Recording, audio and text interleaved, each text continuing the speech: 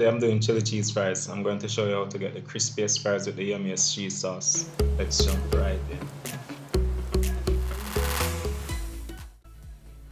So for our fries, I'm going to be using Irish potatoes and sweet potatoes. Put the skin on.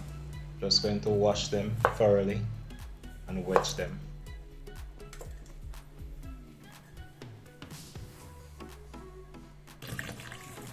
After cutting them, I'm going to wash my potatoes again to remove some of the starch. Too much starch prevents the fries from getting really crispy. About 2 cups of water, I'm adding about a tablespoon of salt. A tablespoon is a lot, but this is the last time I'm adding salt to the potatoes. Tablespoon of sugar. All potatoes have sugar naturally, but when you cook them in water, they lose some of it. This helps the potatoes retain a little bit of their natural sugar. Potatoes go in and we'll barely simmer this until it's sparkling.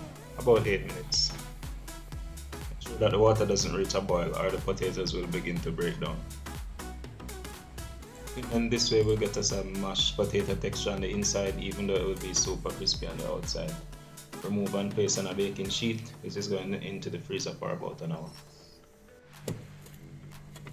These steps help the starch in the potatoes to set and firm up. We'll repeat these steps with our sweet potatoes. These cook a lot faster though, about 4 minutes. Get that far tender, then remove from our barely simmering water.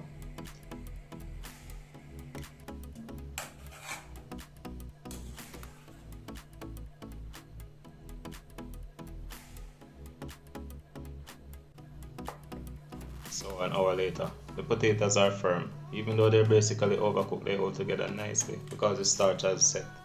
I'm going to be cooking these a total of 3 times. I've cooked them twice already and I'm going to fry them twice to get super crispy exterior. So here I have a heavy bottom pot with enough oil to submerge our potatoes.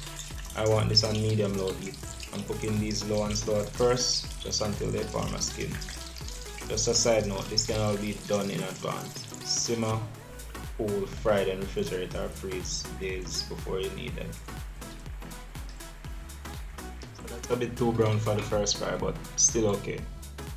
Next we'll fry the Irish potatoes. These won't brown as much as the sweet potatoes because of the lower sugar content.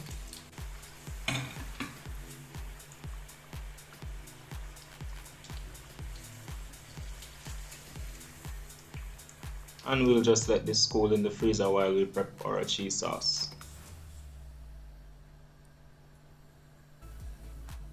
I was going to the freezer, I found some cheese. This is some shredded Mexican cheese, some cheddar from Crispiest, piece of mozzarella. That's mold, should be fine though. I'm just going to cut it off. This is not the type of mold that will get you sick.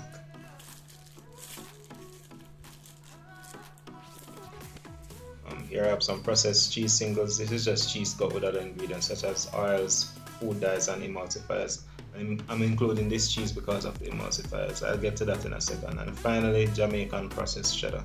Still cut with other ingredients, but the flavor is nice.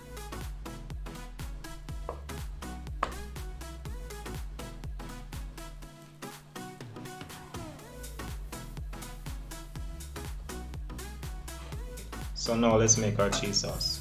In my frying pan, I'm adding a tablespoon of butter. I'm making a roux, which is cooked fat and flour at a 1:1 ratio by weight. The fat I'm using here is butter. I highly doubt this is a 1:1 ratio by any metric, but it's close enough and will achieve the results we want. I'll just let that melt and I'll add 1 tablespoon of flour. Go ahead and whisk that in till the flour and the butter are completely combined and let it cook for a few minutes. I'll always use as a thickener. 4 or 5 minutes should be good, so I'm just going to go ahead and add about 2 cups of milk and whisk that in. The roux will thicken the milk and that will be the base for our cheese sauce. Add more milk if it's too thick. Heating cheese can break them, meaning the fat from the cheese separates and it turns into a greasy mess. Emulsifiers stop this from happening and that's why I'm starting with the processed cheese. This will keep our sauce smooth. Whisk until melted, then we'll add the rest of our cheese. Cheese in increments. You can use just 1 cheese or any blend of cheese you like. This makes a really nice baked mac and cheese, by the way. We want to keep the heat on low so nothing burns our bread. That looks good. So I'll go ahead and add the rest of the cheese. Probably won't break after this point. Just whisk that in to get it homogeneous.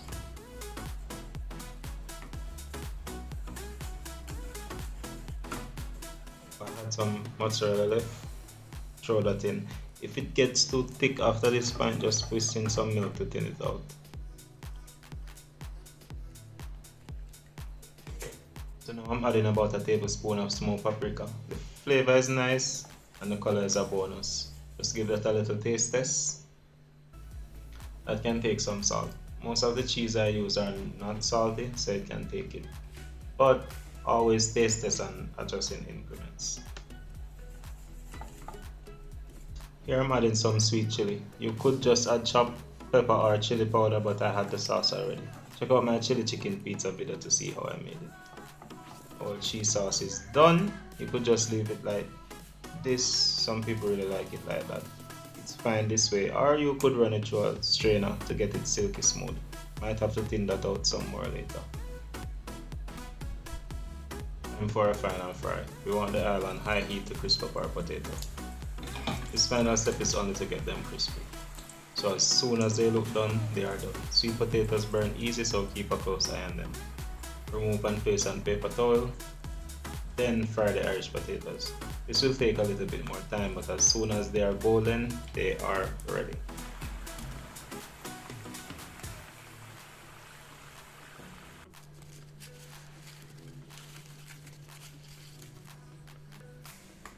Finally, let's cook a little bacon. This is Canadian bacon, which isn't very fatty, so I need a bit of oil. Canadian bacon is not bacon from Canada, by the way. It's just a particular cut from pork. Just fry these until they're crisp. Then we will chop them into small bits.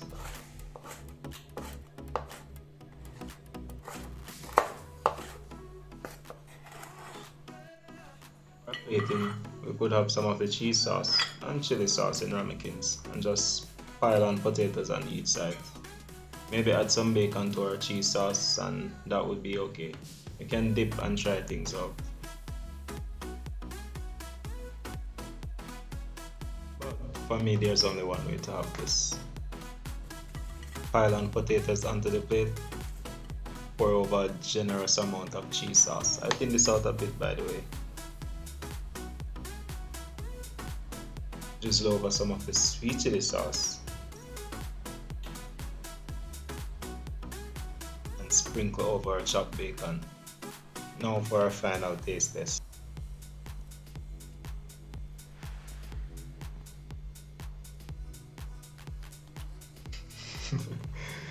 My god, that's good and so addictive.